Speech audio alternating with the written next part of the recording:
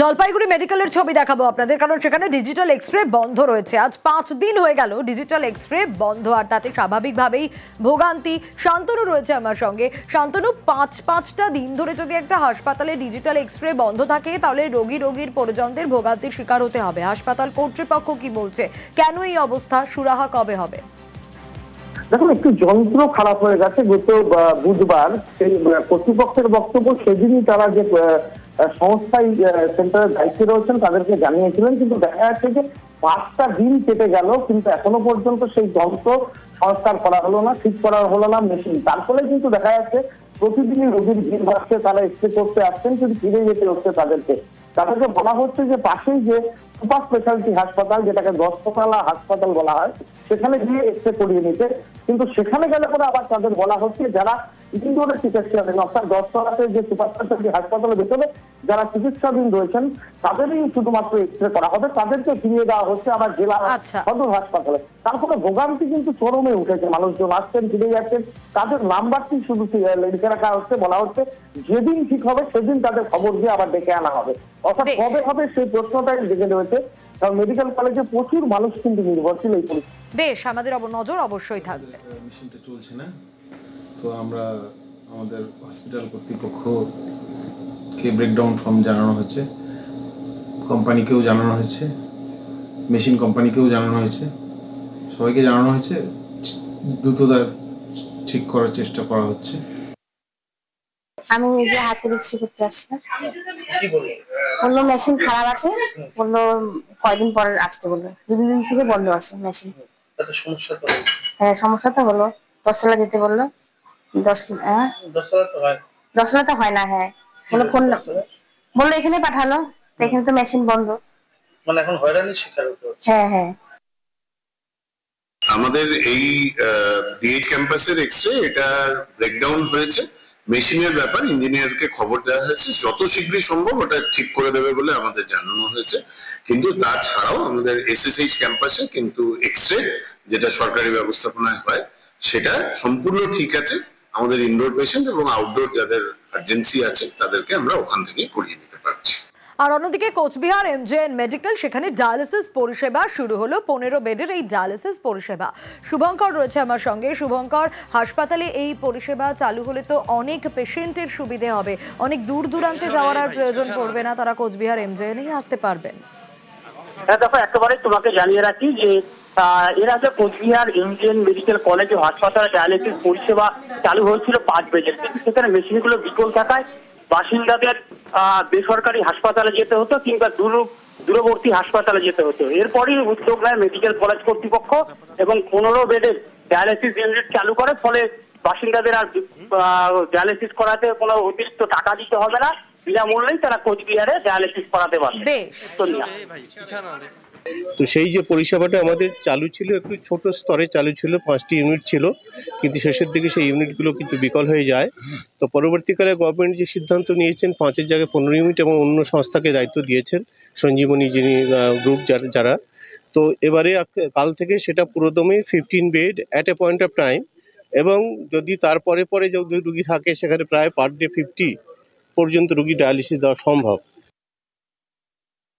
এটা তো আমাদের কুচবিহারের পক্ষে আজকে এটা আমাদের কাছে একটা স্বস্তির দিন যে আমাদের এই জেলার পেশেন্টদের কষ্ট করে আর বাইরে ডায়ালিসিসের জন্য যেতে হবে না, বা প্রাইভেট কোনো অর্গানাইজেশনে গিয়ে বেশি পয়সা খরচ করে ডায়ালিসিস করা। এই যে একটা সমস্যা, এই সমস্যার থেকে সরকার তাদের বের করে আনবার জন্য এখানে আজকে একই সাথে 15টা ইউনিট চালু হলো। বারাসাতে পুকুর চুরির অভিযোগ। বারাসাতে নেতাজি পল্লীতে পুকুর চুরি, আর 2 বছর আগেও পুকুর ভরাটের চেষ্টা।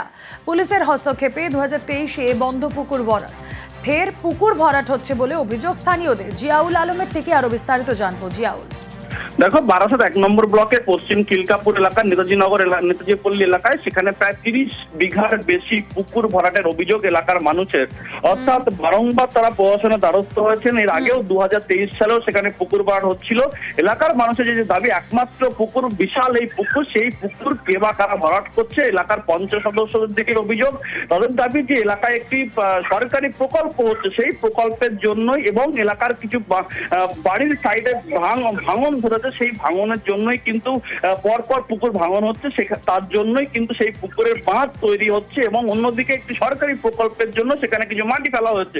এর সঙ্গে পুকুর ভরাটের কোনো ব্যাপার নেই এবং এলাকার মানুষের অভিযোগ যে বিশাল এলাকায় পুকুর এবং এলাকার জল মোটামুটি ধরে রাখার জন্য এই পুকুর, কিন্তু সেখানে অবৈধভাবে ভরাট হচ্ছে। ইতিমধ্যেই তারা প্রশাসনের দ্বারস্থ হচ্ছেন, এলাকার এই নিয়ে সোচ্চার রয়েছে। নজর থাক।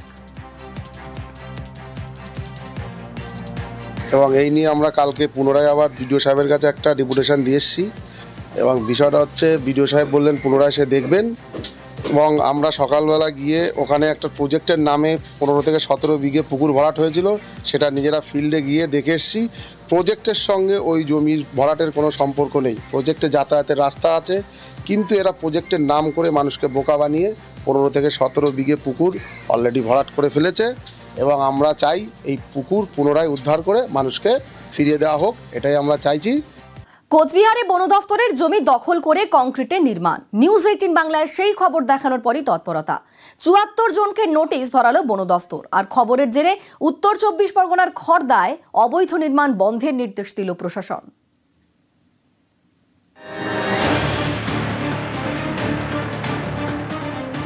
কোচবিহারের তুফানগঞ্জের নাগুরহাট বনাঞ্চল, এখানে বন দফতরের জমি দখল করে কংক্রিটের নির্মাণ, তৈরি হচ্ছে দোকান।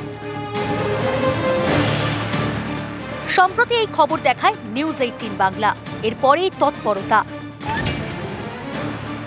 74 জন দোকানদারকে নোটিশ ধরিয়েছে বন দফতর। 7 দিনের মধ্যে জমির নথি নিয়ে দেখা করতে নির্দেশ দেওয়া হয়েছে। তা না করলে বন সুরক্ষা আইনে পদক্ষেপের হুঁশিয়ারি। আমরা এটা জানতাম যে পিডব্লিউর জায়গা, এবং হঠাৎ করে দেখি বন দপ্তর আমাদের নোটিশ ধরা দিল। এবার কী কারণে দিল, কী নিয়ে, এটা আমরা খুব চিন্তায় আছি। এই বাজারে মোটামুটি 100টার মতো এরকম দোকান আছে আমাদের, সব দিনমজুর করে খাওয়া, কোনো জায়গা জমি এদের কিচ্ছু নাই। 100 জনের মতো লোক হবে, সবাইকে নোটিশ ধরা দিয়েছে। এটা নাগরহাট বনাঞ্চল, এই বনাঞ্চলের বাইরে রয়েছে বসতি, রয়েছে বাজার। দিনে দিনে দোকানের সংখ্যা বাড়ছে। অভিযোগ, এই সুযোগেই বন দফতরের জমি দখল হয়ে যাচ্ছে। তৈরি হচ্ছে স্থায়ী কাঠামো, কেউ করছেন দোকান, কেউ করছেন হোটেল। এরই বিরুদ্ধে সরব স্থানীয়রা। তাদের অভিযোগ, এই দোকান তৈরির জন্য মোটা টাকা কমিশন নিয়েছে বাজার পরিচালন সমিতি। তারা মানতে নারাজ। এই খবর দেখানোর পর তৎপর বন দফতর। দোকানদারদের ধরানো হয়েছে নোটিশ।